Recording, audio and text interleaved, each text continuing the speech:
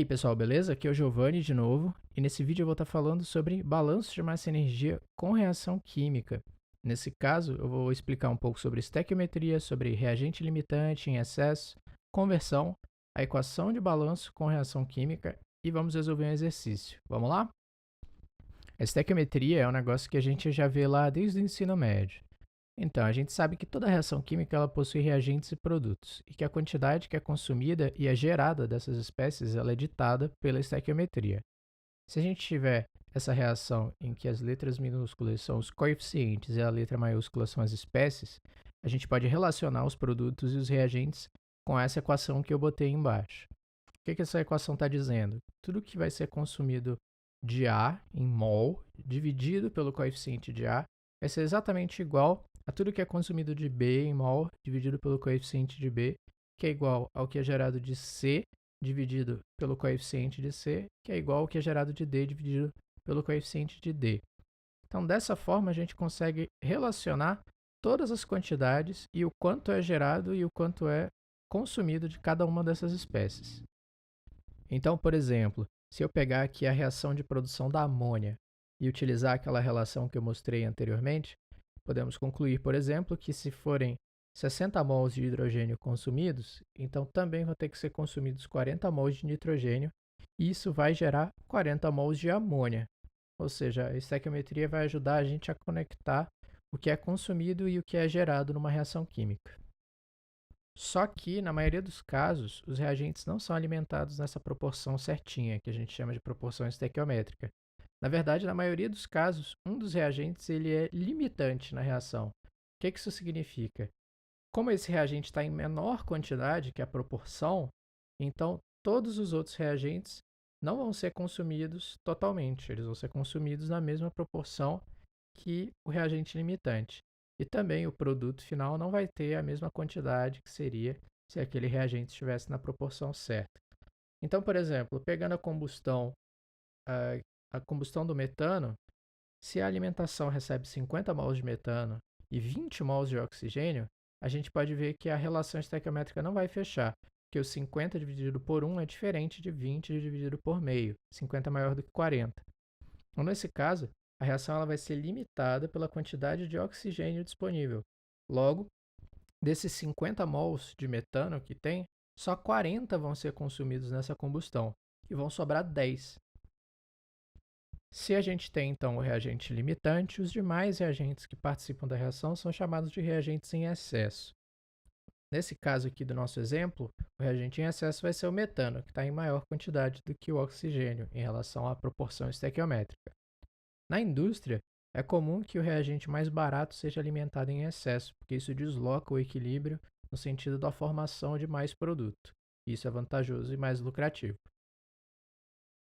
Um outro conceito que é muito utilizado também é o grau de conversão. Ele pode ser calculado pela diferença entre a quantidade inicial de uma certa espécie e a quantidade final dividida pela sua quantidade inicial. Quando a gente fala então de uma reação química, por exemplo, isso representa o quanto reagiu dividido pelo quanto havia no início. Normalmente, o grau de conversão é calculado em cima do reagente limitante, mas na verdade a gente pode calcular ele em cima de qualquer espécie que faça parte dessa reação química. Por exemplo, no nosso caso do metano, em que tinha apenas 20 mols de oxigênio, se restaram no final 2 mols de oxigênio, é possível calcular a conversão por essa relação que eu tinha explicado antes. Então, a quantidade inicial do oxigênio era 20 mols, menos 2 mols, 18. Dividido por 20, a gente tem 0,9, ou 90%. Pode-se representar o grau de conversão dessas duas formas. Entrando agora na nossa equação de balanço com reação química, a principal diferença para a equação que a gente já viu anteriormente é o termo reage. Além disso, a gente vai escrever tudo em termos molares agora, não mais em termos mássicos. Não vamos mais ter essa opção. Isso porque as reações químicas elas são processadas em termos molares. Isso vai facilitar todo o nosso cálculo. Outra coisa é que nessa série eu vou focar em sistemas contínuos, né? Então não vai ter o termo acúmulo, ele vai ser zero sempre. Isso porque em sistemas fechados que têm reação química, a equação do balanço ela sempre vai depender da cinética. Então isso vai se tornar um problema de reatores químicos, que é uma série de vídeos que eu já fiz, já está inteira e vocês podem procurar aí na descrição. O termo reage, então, vai ser um termo que vai poder ser calculado a partir da estequiometria e do grau de conversão, como a gente vai ver no problema a seguir. Eu vou utilizar, então, a nossa reação de produção da amônia que eu mostrei antes. O reator ele tem um grau de conversão de 70%, e estão entrando 27 mol por hora de hidrogênio e 40 mol por hora de nitrogênio. E eu quero saber as vazões finais de cada uma das espécies. O primeiro passo, então, é definir o reagente limitante. Eu vou fazer isso utilizando a estequiometria. Então, se eu pegar a vazão de hidrogênio dividido pelo coeficiente do hidrogênio, vai dar 27 dividido por 3, que é 9, que vai ser menor do que a vazão do nitrogênio, 40, dividido pelo coeficiente 2, que vai ser 20.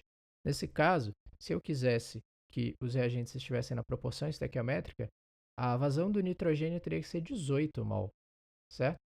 Então, se a conversão do reator é de 70%, significa que apenas 70% do limitante vai reagir. 70% de 27 é 18,9. Ou seja, dos 27 mol por hora de hidrogênio que entram, 18,9 mol por hora de hidrogênio vão reagir dentro desse reator. Agora que eu já sei o quanto vai reagir de hidrogênio, eu uso a estequiometria de novo para descobrir o quanto vai ser consumido de nitrogênio e o quanto vai ser gerado de amônia. Nesse caso, os valores são iguais, porque na proporção é o mesmo coeficiente, e a gente vai ver que vai ser gerado 12,6 mol por hora de amônia e vão ser consumidos 12,6 mol por hora de nitrogênio. Para determinar as vazões A, B e C, a gente utiliza as equações de balanço, foram aquelas que eu mostrei antes. Nesse caso, com os termos de saída e de entrada, o acúmulo é igual a zero e o termo reage vai ser igual aos termos que a gente acabou de calcular. Então, a vazão A vai ser 27, que é a entrada de hidrogênio, menos 18,9, que é o que reagiu. Já a vazão B vai ser 40, que é a vazão de nitrogênio, menos 12,6, que é o que reagiu. E a vazão de amônia vai ser 0, porque não tinha amônia na entrada, mais 12,6, que é o quanto foi gerado.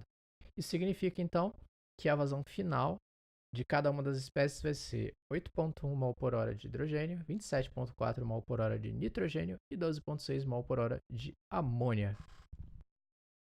Então vamos agora para o nosso exercício. Esse exercício é bem legal, tirei do meu livro de balanço.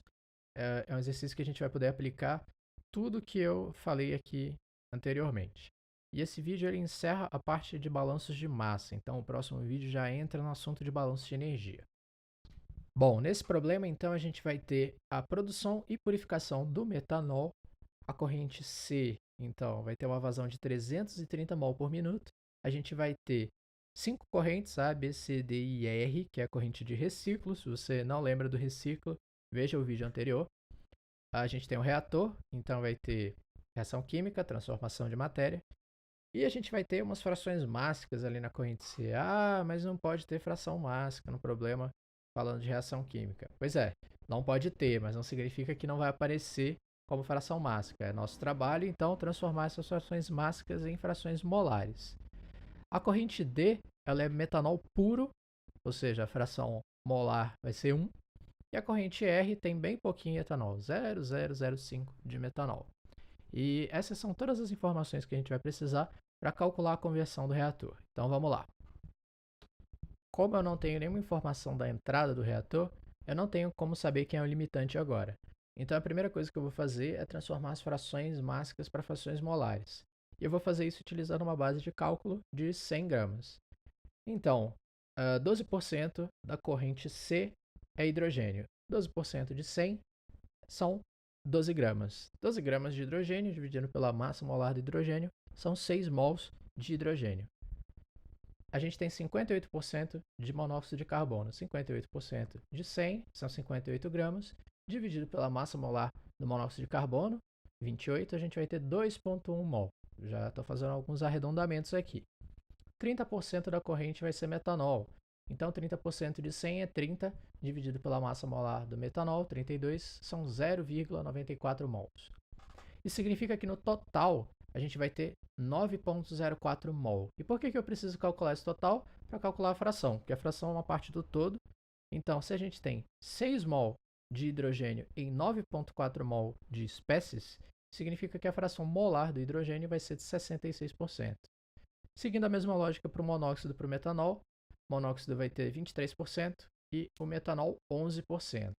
Veja que, utilizando base de cálculo, não importa se você utilizou 100 gramas, se você utilizou 21 gramas, se você utilizou qualquer quantidade.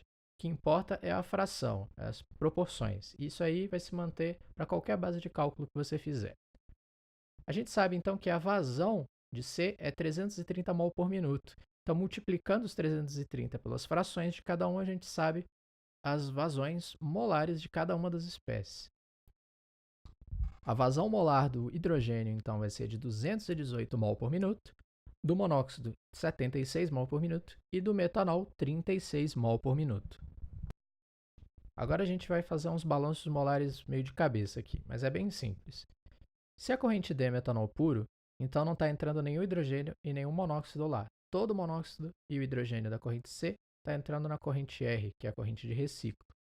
A gente também consegue entender que se a vazão do metanol representa 0,5% em mol da corrente R, todo o restante, que é 99,5% da corrente R, é a soma de monóxido e hidrogênio.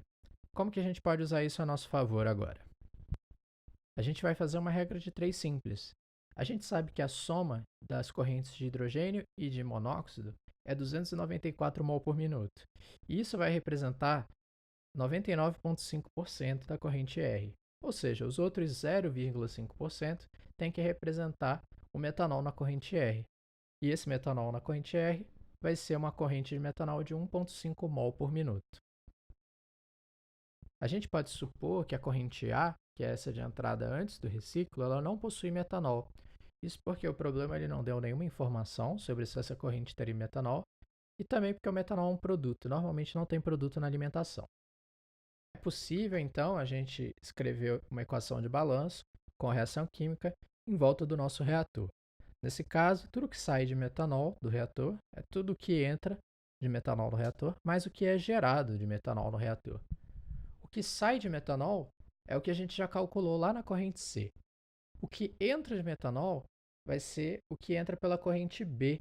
Só que o que entra pela corrente B de metanol é exatamente o que veio da corrente R, porque a gente está supondo que na corrente A não tem metanol. Nesse caso, o que sobra é o que é gerado de metanol no reator.